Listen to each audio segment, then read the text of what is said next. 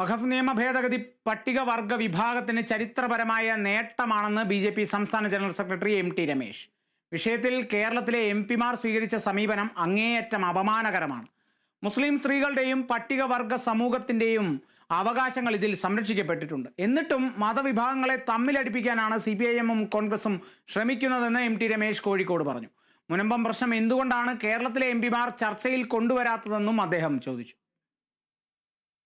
5ഉം 6ഉം ഷെഡ്യൂളിനകത്ത് പട്ടികവർഗ സമൂഹത്തിന് ലഭ്യമായിട്ടുള്ള അവകാശം അതേപോലെ നിലനിർത്തിക്കൊണ്ടുള്ള ഒരു നിയമമാണ് ഇന്നലെ ലോകസഭ പാസാക്കിയിട്ടുള്ളത്. ഇന്ന് രാജ്യസഭ അത് പാസാക്കാൻ വേണ്ടി പോകുന്നത്.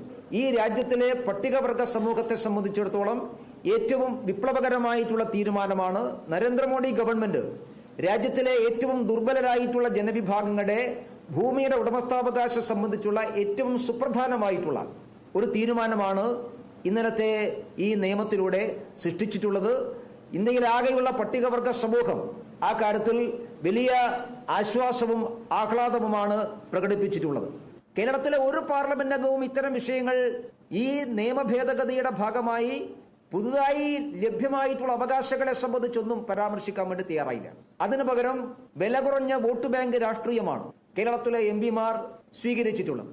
വസ്തുതാവിരുദ്ധമായിട്ടുള്ള കാര്യങ്ങളാണ് പാർലമെന്റിൽ ചർച്ചയിലുടനീളം കേരളത്തിലെ എംപിമാർ സൂചിപ്പിച്ചിട്ടുള്ളത്.